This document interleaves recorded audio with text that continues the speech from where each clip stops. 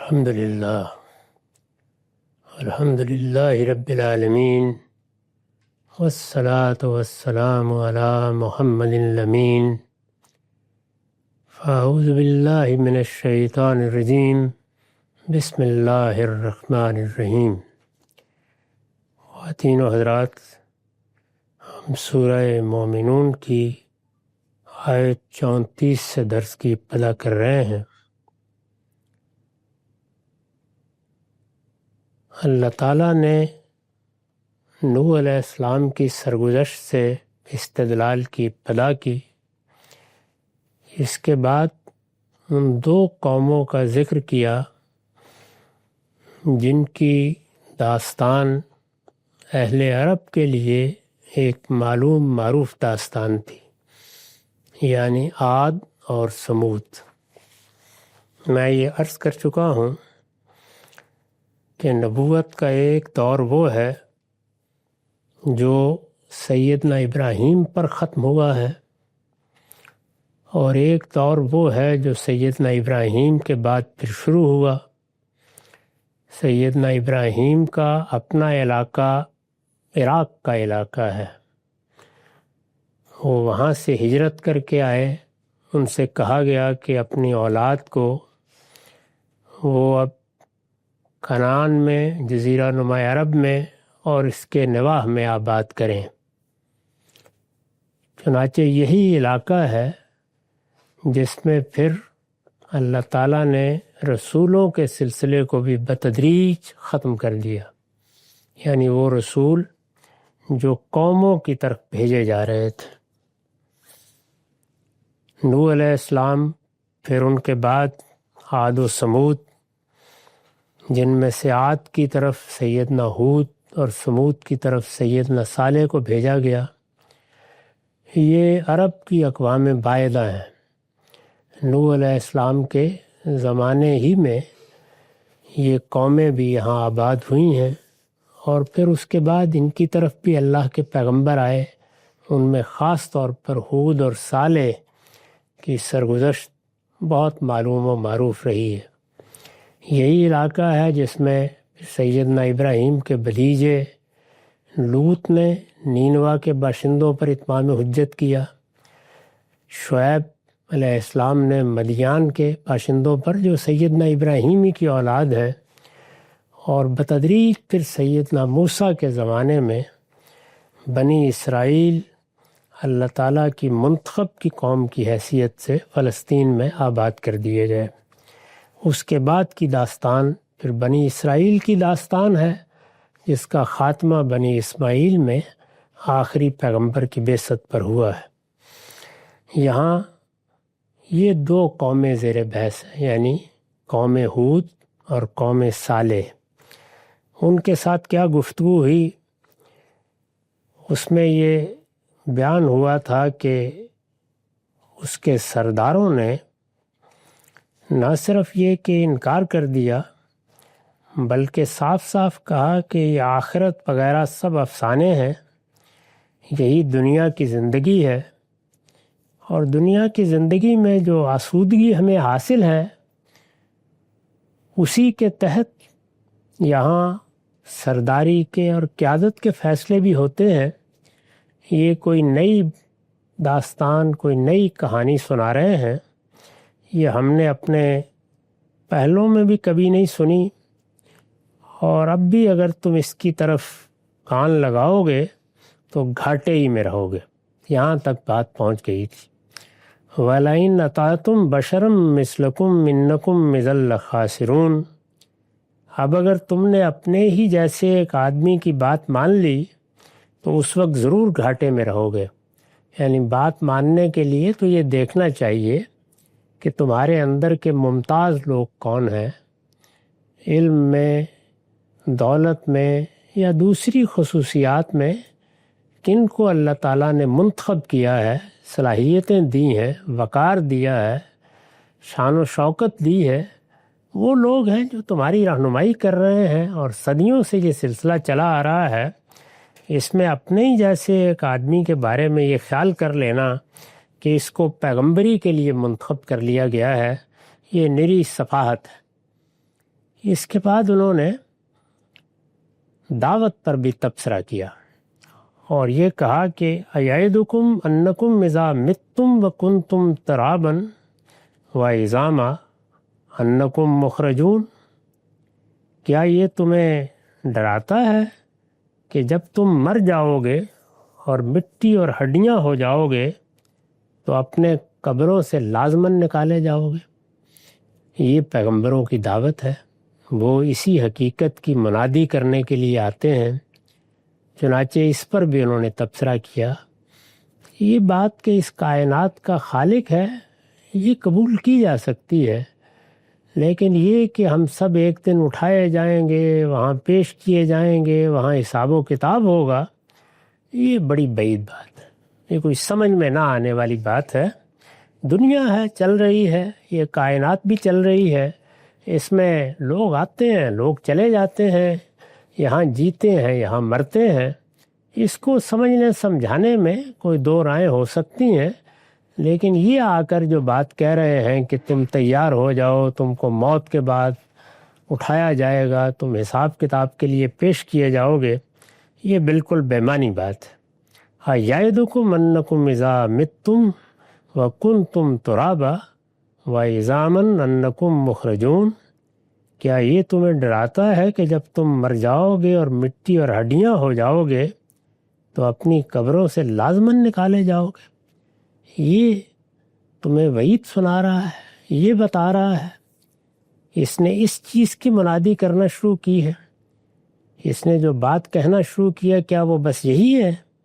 تو انہوں نے تبصرہ کیا کہ ہیہات ہیہات لما توعدون، بعید، بالکل بعید ہے، یعنی یہ تو کوئی باور کرنے کی بات ہی نہیں ہے، اس کا کوئی امکان ہی نہیں ہے، بعید، بالکل بعید ہے یہ وعید جو تمہیں سنائی جا رہی ہے۔ اس کی طرف کان دھرنے کی ضرورت نہیں ہے۔ دنیا کی زندگی کو دیکھو، اس میں جو قوانین کار فرما ہیں ان پر نگاہ رکھو۔ دنیا کے بارے میں یہ مایوسی پھیلا رہا ہے اور یہ بتا رہا ہے کہ یہ کچھ نہیں، یہ تو ایک متاع غرور ہے، یہاں تمہیں تھوڑی مہلت کے لیے بھیجا گیا ہے، تم یہاں آزمائے جاؤ گے، اس کے بعد اٹھائے جاؤ گے۔ یہ سب بڑی بعید باتیں ہیں، عقل کے بھی خلاف ہے، علم کے بھی خلاف ہے، مشاہدے کے بھی خلاف ہے، بعید، بالکل بعید ہے یہ وعید جو تمہیں سنائی جا رہی ہے۔ ہیہات ہیہات لما توعدون ان ہی الا حیاتنا الدنیا نموت ونحیا وما نحن بمبعوثین، زندگی تو یہی ہماری دنیا کی زندگی ہے، یعنی یہ زندگی جو ہمارے مشاہدے میں آتی ہے، جو ایک تواتر کے ساتھ جاری ہے، یہی زندگی ہے۔ اس سے پیچھے بھی کوئی زندگی نہیں، اس کے آگے بھی کوئی زندگی نہیں۔ زندگی تو یہی ہماری دنیا کی زندگی ہے، ہم یہیں مرتے اور جیتے ہیں اور ہم کو ہرگز اٹھنا نہیں ہے، یعنی بعثت کا تو کوئی سوال ہی نہیں ہے۔ یہ ایسے ہی داستان سرائی ہے، اس کی کوئی حقیقت نہیں۔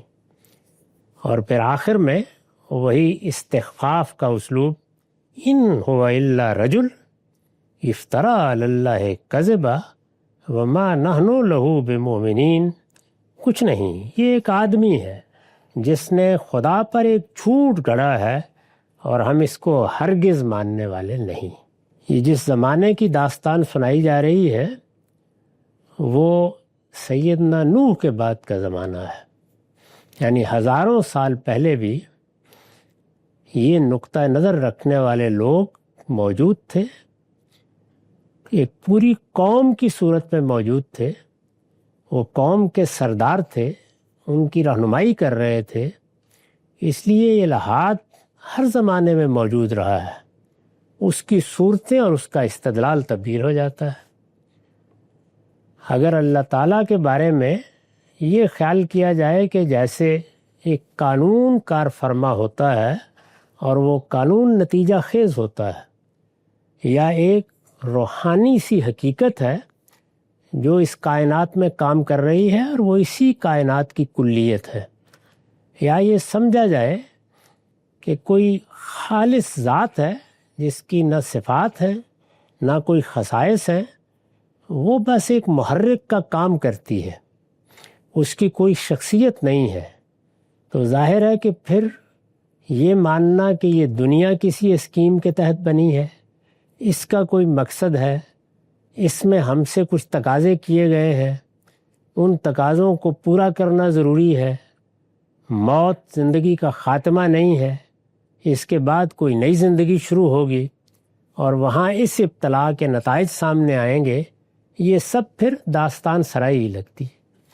تو فلسفے نے جس طریقے سے خدا کا تصور پیش کیا ہے اور پھر صوفیہ نے اس کو جو صورت دی ہے، وہ سب اگر اصلاً غور کریں تو الحاد ہی ہے، اور یہی الحاد ہے جو ہر زمانے میں مختلف صورتوں میں استدلال کے مختلف طریقوں سے نمایاں ہوتا رہتا ہے۔ ہمارے زمانے میں ظاہر ہے کہ اس نے ایک دوسری شکل اختیار کی ہے، کچھ سائنسی تحقیقات ہیں، کچھ کائنات کا مطالعہ ہے، اس کی بنیاد پر بعض مقدمات قائم کر لیے گئے ہیں، لیکن باتیں یہی ہیں۔ یعنی نتیجہ کیا ہے؟ یہی جو یہاں بیان ہوا ہے کہ یہ تمہیں ڈراتا ہے کہ جب تم مر جاؤ گے اور مٹی اور ہڈیاں ہو جاؤ گے تو اپنی قبروں سے لازماً نکالے جاؤ گے۔ یہ پیغمبروں کی وہی دعوت ہے جو اس وقت بھی قرآن پیش کر رہا ہے، جو محمد الرسول اللہ نے پیش کی ہے۔ اس پر یہی تبصرہ اس دور کا الحاد بھی کرتا ہے۔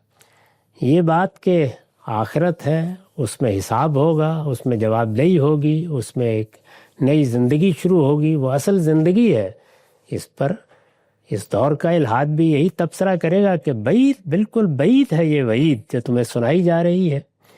یہ میں اس لیے توجہ دلا رہا ہوں کہ بعض اوقات ہم حالات سے بہت آزردہ ہو جاتے ہیں، جبکہ دنیا میں یہ کشمکش ہمیشہ سے اسی طریقے سے چل رہی ہے۔ اس میں ایک پیغمبروں کا دعویٰ ہے، وہ یہ کہتے ہیں کہ ہم سے ہمارے پروردگار نے بات کی ہے، ہمارے سامنے اس نے اس عالم کو کھول دیا ہے جس عالم کو تم آنکھوں سے نہیں دیکھتے ہو۔ ہم نے اس کے فرشتوں کی بات سنی ہے، ہم نے ان کو دیکھا ہے، اور ہمیں ایک پیغام دیا گیا ہے، ہمیں بتایا گیا ہے کہ یہ دنیا کی زندگی عارضی زندگی ہے، اس پر زندگی ختم نہیں ہو رہی، بلکہ یہ تو ایک تمہید ہے، زندگی اس کے بعد شروع ہوگی، تم اٹھائے جاؤ گے اور تمہیں ایک نیا قالب دیا جائے گا، تم اس نئی دنیا میں نئی زندگی کی ابتدا کرو گے، لیکن وہ ابتدا اس دنیا میں جو کچھ تم نے کیا اس کے نتائج سے ہوگی۔ یہ پیغمبروں کی دعوت ہے، ہمیشہ سے رہی ہے۔ نوح علیہ السلام نے بھی یہی پیش کی ہے، ہود اور صالح نے بھی یہی پیش کی ہے۔ اس کے جواب میں جو کچھ وہاں کہا گیا ہے وہ یہ قرآن نقل کر رہا ہے۔ اس زمانے میں بھی اس سے مختلف کوئی بات نہیں کہی جا رہی۔ یعنی جب آپ بات کریں گے تو جو ذرا فلسفیانہ سطح پر لوگ گفتگو کر رہے ہوتے ہیں، جن کا طریقہ پروپیگنڈے کا نہیں ہوتا، علمی استدلال کرتے ہیں، وہ بات یہیں تک پہنچائیں گے کہ یہ کائنات یہ تو ایک حقیقت ہے، یہ ممکن ہے کہ وجود میں بھی آئی ہو، لیکن بظاہر یہی لگتا ہے کہ ہمیشہ سے ہے، ایسے ہی اپنی صورتیں بدل رہی ہے، ایک سے دوسری صورت میں تبدیل ہو جاتی ہے۔ مادے کے بارے میں ہم نے جتنی تحقیق کی ہے اس سے بھی یہی معلوم ہوتا ہے کہ وہ کبھی فنا نہیں ہوتا۔ اس وجہ سے اس دنیا کی زندگی کو اصل سمجھو، اس کو کسی نے تحریک دے دی ہے اور وہ کوئی قانون ہے، کوئی روح ہے، کوئی ذات بہت ہے، اس سے فرق نہیں پڑتا، لیکن اس کو اب ہماری زندگی سے کوئی تعلق نہیں ہے۔ جو کچھ ہم نے کرنا ہے وہ یہاں کرنا ہے۔ ہمارے شعور میں اس کائنات کی کلیت کا آخری ظہور ہو گیا ہے، ممکن ہے اس کے بعد بھی کچھ عوالم ہوں، لیکن اس وقت یہ ہم ہیں جو اس دنیا کی تشکیل کر رہے ہیں، ہم اس کو آباد کرنے میں اپنا کردار ادا کر رہے ہیں۔ ہمارے سامنے ابھی بڑی منزلیں ہیں، وہ انسانیت طے کرتی رہے گی، باقی یہ پیغمبر جو سرگزشت سنا رہے ہیں اس کی کوئی حقیقت نہیں ہے۔ تو یہی بیان ماضی میں بھی تھا، یہی صدیوں سال پہلے بھی تھا، ہزاروں سال پہلے بھی تھا، اور یہی اس وقت بھی ہے۔ بعید، بالکل بعید ہے یہ وعید جو تمہیں سنائی جا رہی ہے۔ زندگی تو یہی ہماری دنیا کی زندگی ہے۔ ان ہے الا حیاتنا الدنیا نموت و نحیا وما نحن بمبعوثین، ہم یہی مرتے اور جیتے ہیں، اور اطمینان رکھو ہم کو ہرگز اٹھنا نہیں ہے۔ رہا یہ شخص جو تمہیں کہہ رہا ہے کہ میں پیغمبر ہوں، یہ کہہ رہا ہے کہ مجھے خدا نے بھیجا ہے، تو یہ سمجھ لو کہ ان ہوا الا رجل، کہ کچھ نہیں ہے، کوئی خاص حیثیت اس کی نہیں ہے، جیسے تم ہو ویسا ہی ایک آدمی ہے، کچھ نہیں، یہ ایک آدمی ہے۔ اور افترا علی اللہ کذبا، اس نے اللہ پر جھوٹ باندھا ہے۔ وما نحن بمؤمنین، اللہ نے ایسی کوئی بات نہیں کہی۔ جو بھی ہے، خدا ہے، اس کائنات کی ابتدا کرنے والی کوئی علت العلل ہے، اس کا کوئی محرک ہے، جو بھی ہے وہ ہوگا، ہونا چاہیے، اس کو ہم مانتے ہیں، لیکن ہم اس بات کو قبول کرنے کے لیے تیار نہیں ہیں کہ اس نے اس کا انتخاب کیا ہے، ہمارے درمیان سے اس کو اٹھایا ہے، اس کو ذمہ داری دی ہے کہ وہ یہ پیغام پہنچائے۔ یہ آدمی بھی اس قابل نہیں ہے کہ اس پہ اعتماد کیا جائے۔ اس طرح کے لوگ آخر کیوں منتخب کیے جائیں گے؟ ایسا اگر کرنا تھا تو ہمارے اندر سے کوئی منتخب ہوتا، یا کسی فرشتے کو یہ پیغام دے کے بھیجا جاتا۔ یہ ہماری طرح کا ایک شخص ہے، اس وجہ سے اس کو کوئی حیثیت دینا یہ عقل کے خلاف ہے۔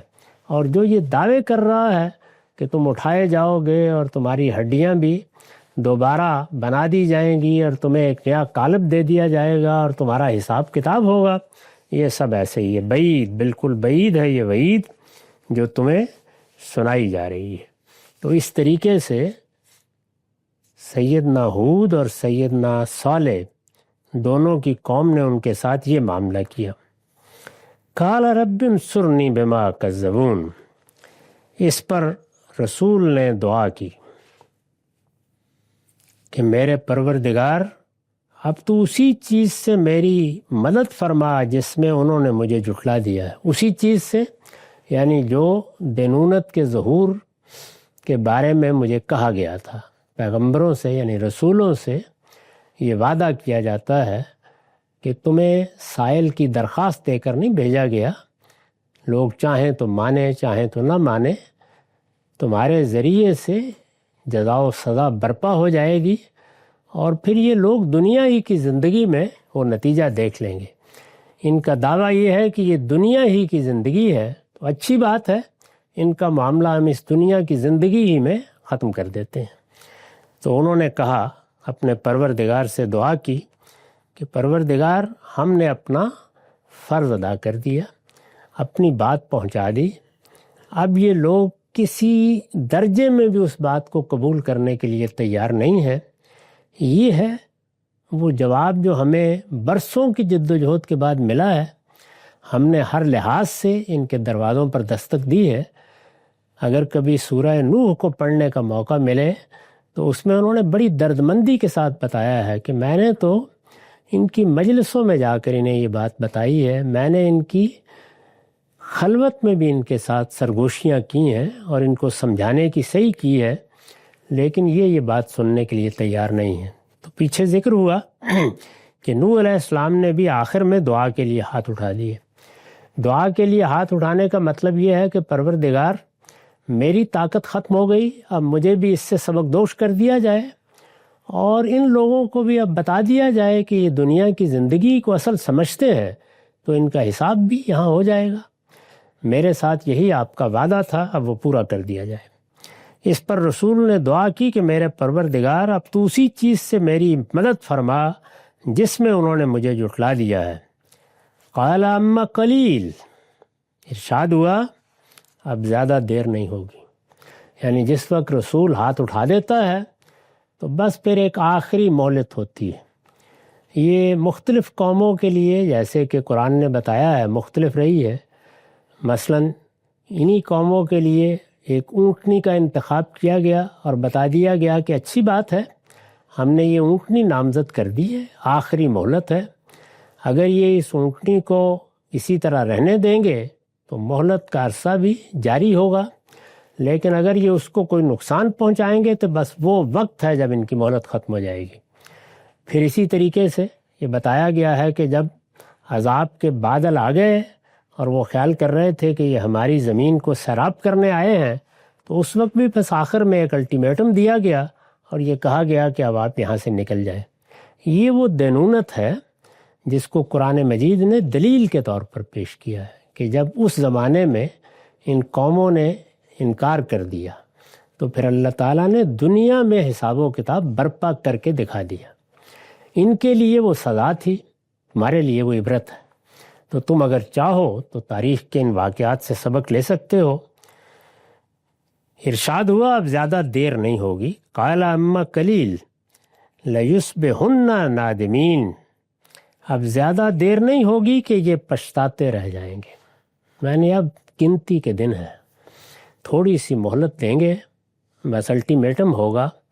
میں نے عرض کیا کہ قریش کو، رسول اللہ کے مخاطبین کو بھی پے در پے مہلت دی گئی۔ رسالت مآب کو جب انہوں نے مکے سے نکال دیا اور یہ فیصلہ کر لیا کہ آج رات خاتمہ کر دیا جائے گا، تو مہلت اسی وقت ختم ہو جانی چاہیے تھی، لیکن اللہ تعالیٰ نے موقع دیا اور 8-10 سال مزید ملے، لیکن پھر آخری مرحلے میں اعلان کر دیا گیا، اور وہ اعلان سورہ توبہ میں ہوا ہے کہ اب 50 دن، یعنی اب گنتی کے 50 دن ہیں، یہ جیسے ہی گزر جائیں گے اس کے بعد خاتمہ ہو جائے گا۔ ارشاد ہوا اب زیادہ دیر نہیں ہوگی کہ یہ پچھتاتے رہ جائیں گے۔ فَأَخَذَتْهُمُ الصَّيْحَةُ بِالْحَقِّ، پھر ان کو ہمارے وعدہ حق کے مطابق، یعنی یہ جو وعدہ ہم کرتے رہے ہیں کہ اگر کسی قوم نے رسول کا انکار کر دیا تو دنیا میں اس کے لیے قیامت برپا ہوگی، یہ وعدہ حق ہے، بالکل اسی طرح جیسے یہ وعدہ حق ہے کہ ایک دن پوری کائنات کے لیے یہی قیامت برپا ہو جائے گی۔ تو یہ دو وعدے ہیں، اور ان اللہ لا یخلف المیعاد، اللہ کبھی اپنے وعدوں کی خلاف ورزی نہیں کرتا۔ پھر ان کو ہمارے وعدہ حق کے مطابق ایک سخت ڈانٹ نے آ لیا۔ یہ صیحہ کا لفظ یہاں استعمال ہوا ہے، اس سے ملتے جلتے الفاظ بعض دوسری قوموں کے بارے میں بھی آئے ہیں۔ اس مرحلے میں پھر کیا ہوتا ہے تو فرمایا کہ ایک سخت ڈانٹ نے آ لیا۔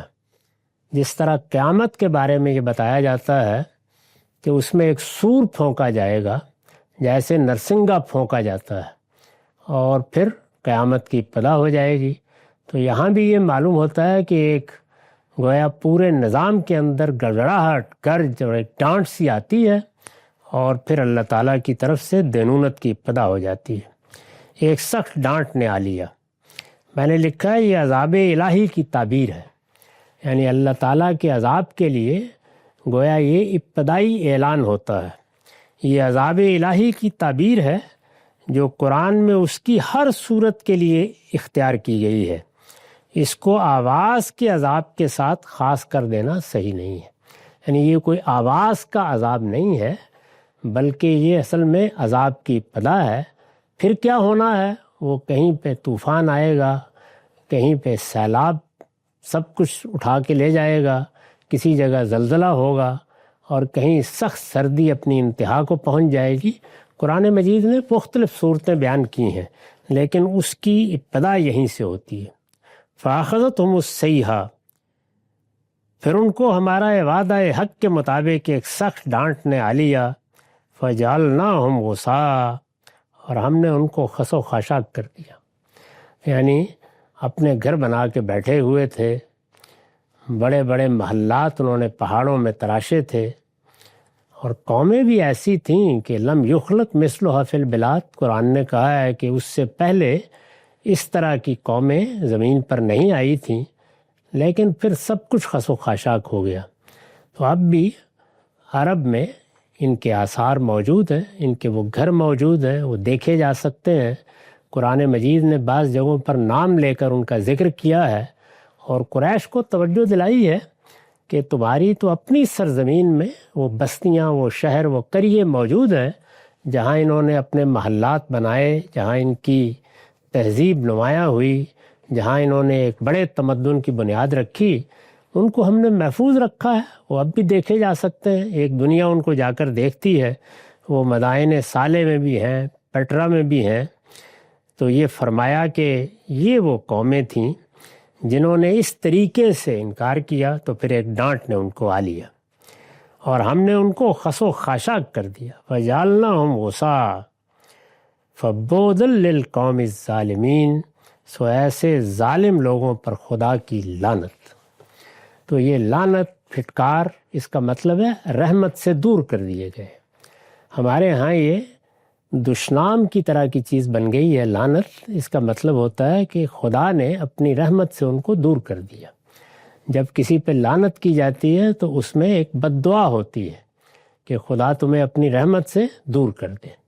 ظاہر ہے کہ ہم سب اللہ کی رحمت سے وجود پذیر ہوئے ہیں، اللہ کی رحمت کے سہارے زندہ ہیں، اللہ کی رحمت کے امیدوار ہیں، یہی چاہتے ہیں کہ جب دنیا سے رخصت ہوں تو ہمیں اس کے جوار رحمت میں جگہ ملے۔ تو رحمت سے دوری کا مطلب یہ ہے کہ یہ سب چیزیں ختم ہو جائیں، خس و خاشاک ہو گئے۔ سو ایسے ظالم لوگوں پر خدا کی لعنت۔ یہ میں اس سے پہلے بھی توجہ دلا چکا کہ ظالم کا لفظ قرآن مجید میں دونوں پہلوؤں سے آتا ہے۔ وہ لوگ جو دوسروں پر ظلم کرتے ہیں، وہ جو اپنی جان پر ظلم کرتے ہیں۔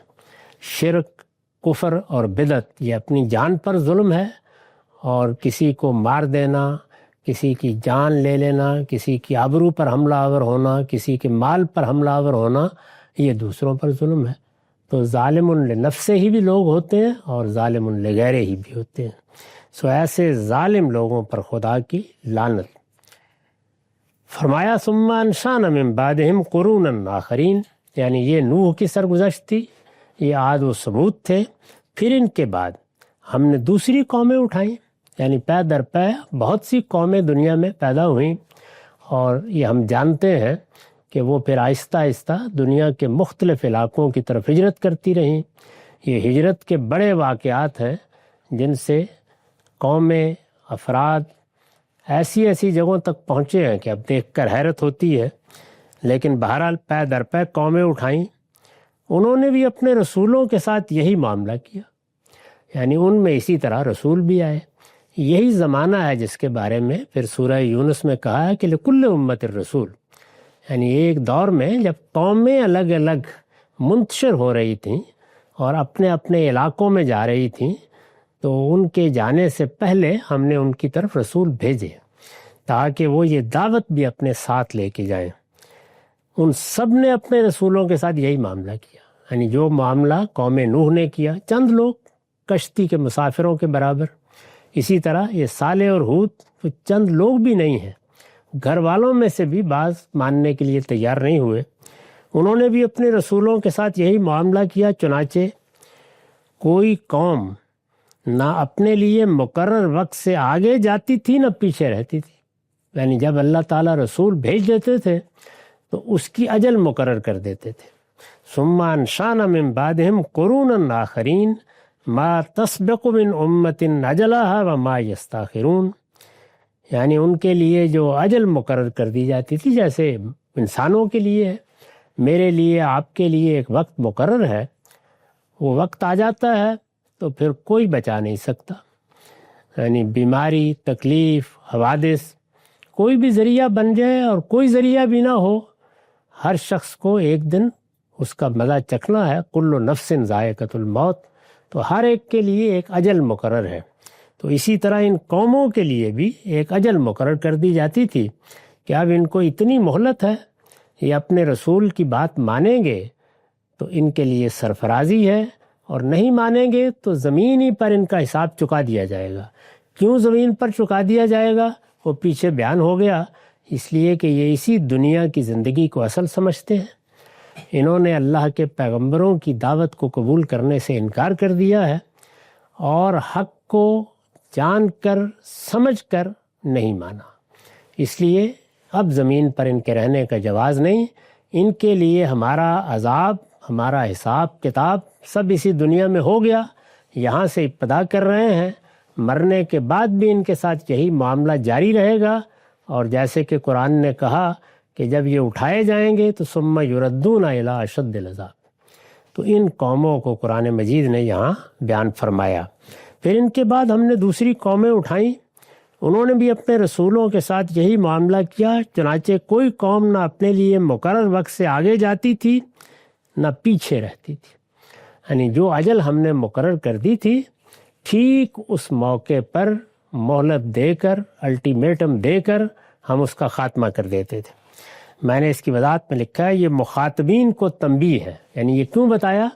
اس لیے کہ اس وقت بھی ایک رسول کی بعثت ہو چکی ہے، وہ خطاب کر رہے ہیں، یہ قرآن ان پر نازل ہو رہا ہے، یہ مخاطبین کو تنبیہ ہے کہ عذاب کے لیے جلدی نہ مچاؤ، تم سے پہلے جن قوموں نے پیغمبروں کی تکذیب کی ان میں سے کوئی بھی اپنے اجل کو نہ پہلے بلا سکی نہ ان کے آنے کے بعد ٹال سکی، جو وقت تھا آ گیا، لہٰذا تمہارا پیمانہ بھر جائے گا تو تم بھی اسی طرح فنا کر دیے جاؤ گے، تمہارے لیے مہلت کی جتنی مدت ہے وہ تمہارے جلدی مچانے سے کم نہیں ہوگی، خدا نے اسے اپنی حکمت کے مطابق مقرر کیا ہے، وہ پوری ہو جائے گی تو ایک لمحے کی تاخیر بھی نہیں ہوگی، خدا کا فیصلہ ٹھیک اسی وقت نافذ ہو جائے گا۔ تو یہ فرمایا کہ یہ ہمارا طریقہ رہا۔ اس مضمون میں آگے بھی کچھ مزید باتیں بتائی ہیں، اور پھر دوسرے دور میں قرآن مجید نے استدلال کے واقعات پیش کرنا شروع کر دیے ہیں۔ اقول و قولی ھذا واستغفر اللہ لی ولکم ولسائر المسلمین۔